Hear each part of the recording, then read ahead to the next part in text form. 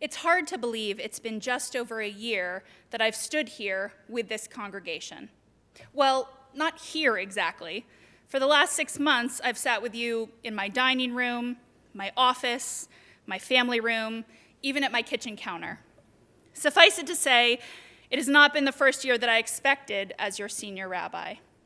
And it has not been the year that many of us expected. It's been filled with sudden turns, loss, grief, anger, and resentment. But it's also been a year of growth, a year of innovation, of resiliency, of healing, and even of hope and happiness. It's been a year of silver linings, of learning, of challenge, and of pursuit. And while I could have done without so much change right away with this pandemic, I have to say that I am thrilled to be here and thrilled that Temple Chavirim is my home.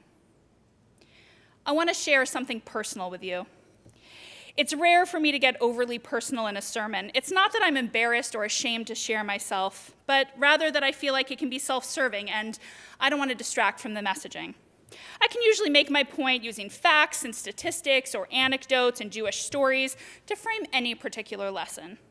But sometimes we have experiences in life that we cannot ignore.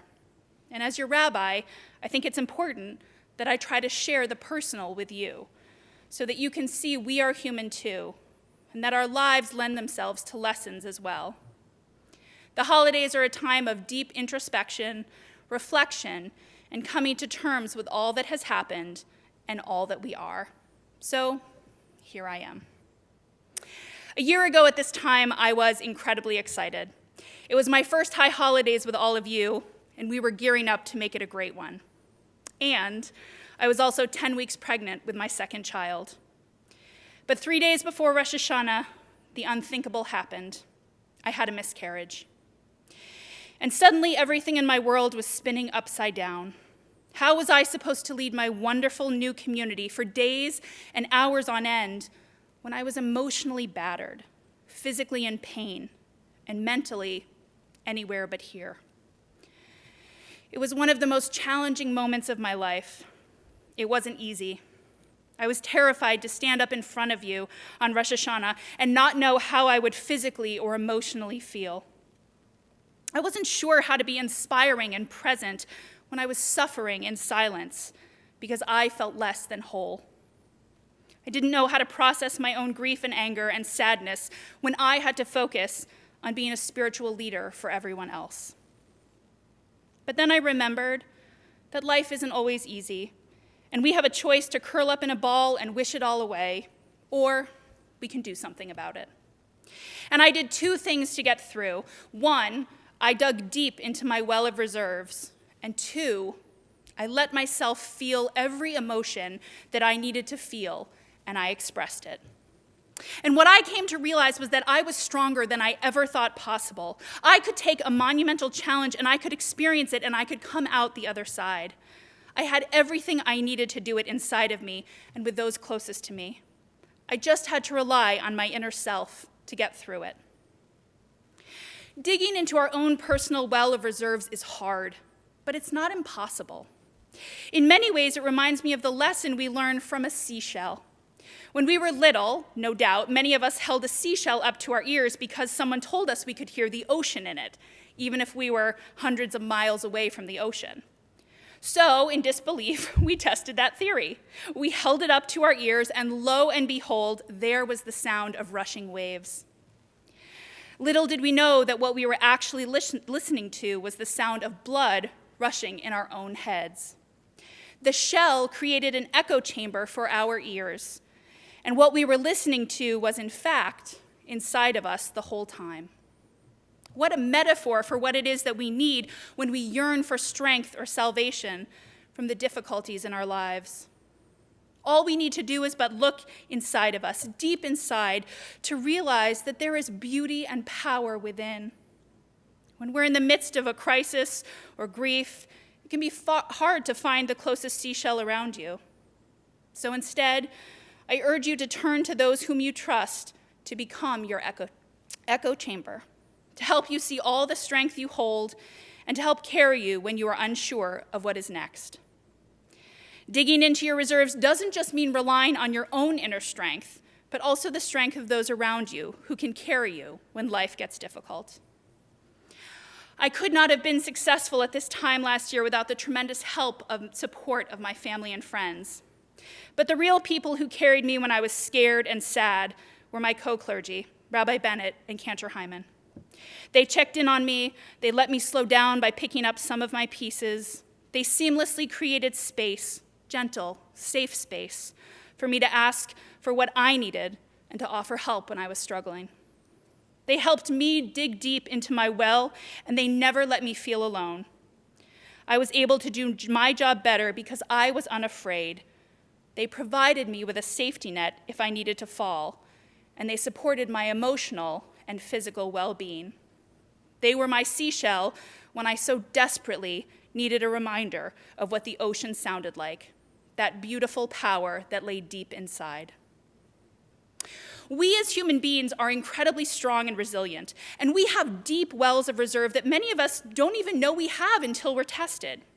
Human rights activist Natan Sharansky has spoken to thousands of people around the world about how he survived 9 years of isolation in the Soviet Gulag. How did he build his muscle of resilience and strength and dig deep when he didn't have anyone or anything around him? He used the acronym SAFE: support, action, faith, and expression. He gained support from what little he had, rooted his action in hope that he would persevere and be able to teach others, kept faith that things would get better, and expressed himself outwardly, never denying what he had been through. Keeping safe is what saved him in his darkest hour. We learn from Sharansky that it is both digging deep inside yourself and giving yourself permission to feel all that you experience that helps you persevere. In our High Holiday liturgy, we hear the deeply meaningful words of Unatana Tokef decreeing, "Who shall live and who shall die?" followed by a litany of the possible outcomes any one of us might have. For many of us, it evokes emotion, sorrow and loss, sadness, fear, even anger. But what our liturgy suggests is that we cannot shy away. We cannot shy away from these emotions, and we cannot shy away from the true nature of our world. All that exists must pass. All that lives must die. It is a terrifyingly real concept that asks us to confront our own mortality and therefore everything about who we are. But instead of being terrified, our power lies in embracing the emotion that it evokes and turning it into something more productive than fear.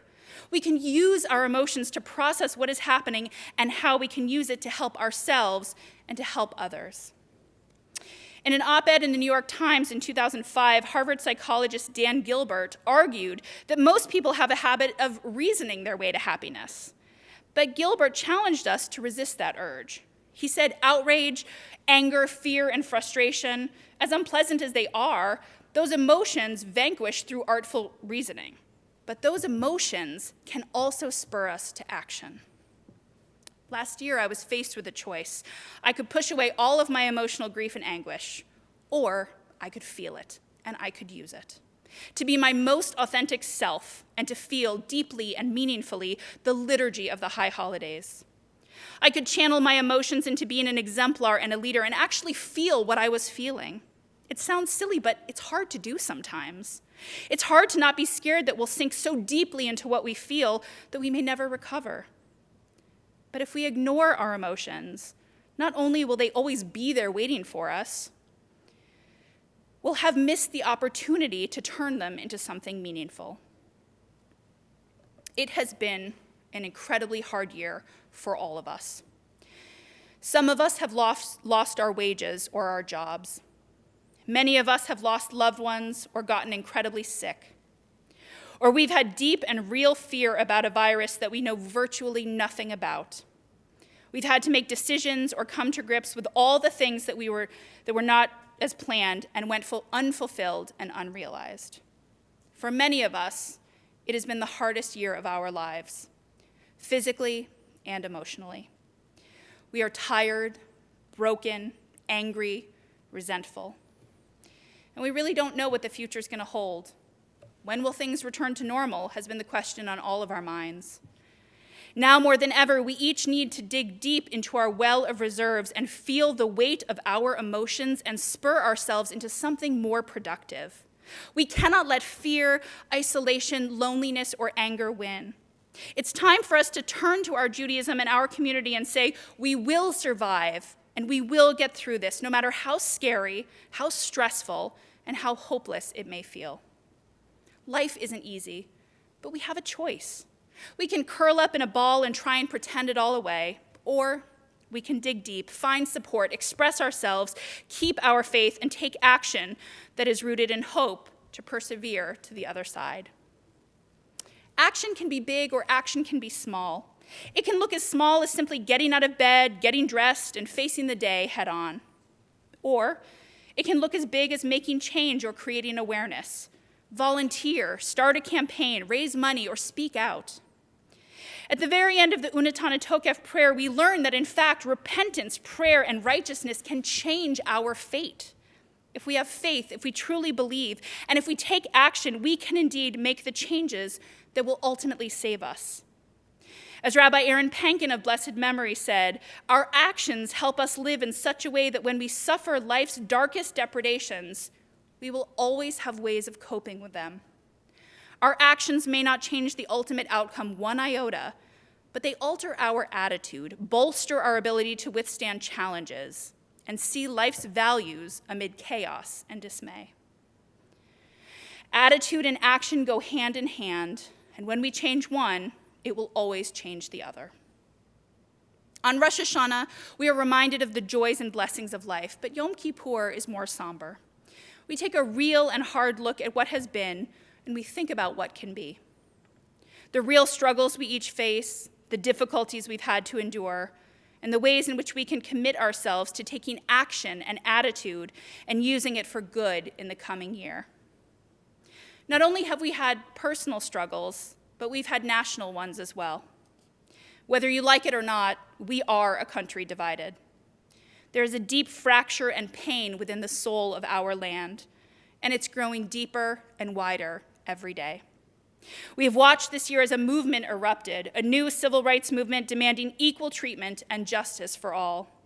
It revealed the way that people of color are treated in our country day in and day out, devalued as humans, feared and misunderstood. And there has been violence, protest, upheaval. And there has been hatred, and there has been political turmoil, and mistrust and pitting one against another. And it seems as though all of our national tension was just seething beneath the surface until it finally broke free in this year that seems to be shedding light on all of the precariousness of the issues in our world. What do? How do we fix this brokenness? I'm reminded of the words of the late, great John Lewis, who said, "Ours is not the struggle of one day, 1 week, or 1 year.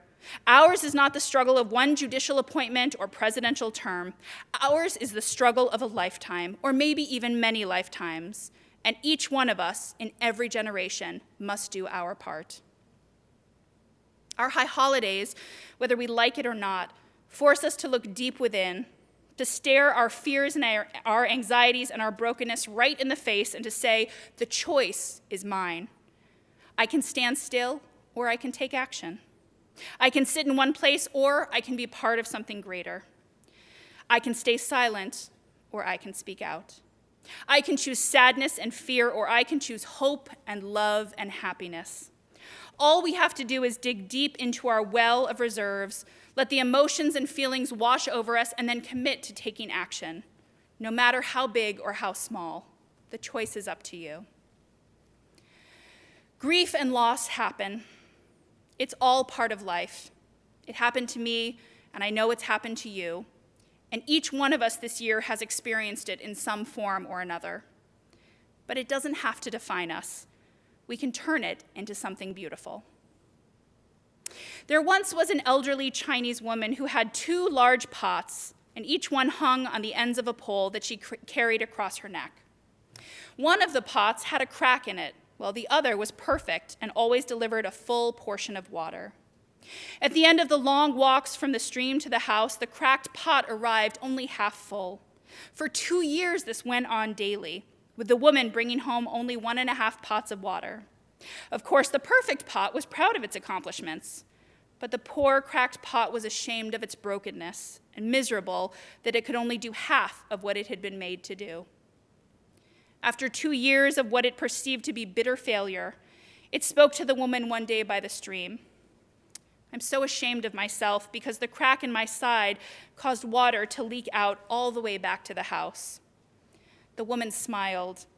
Did you notice that there are flowers on your side of the path, but not on the other pot's side?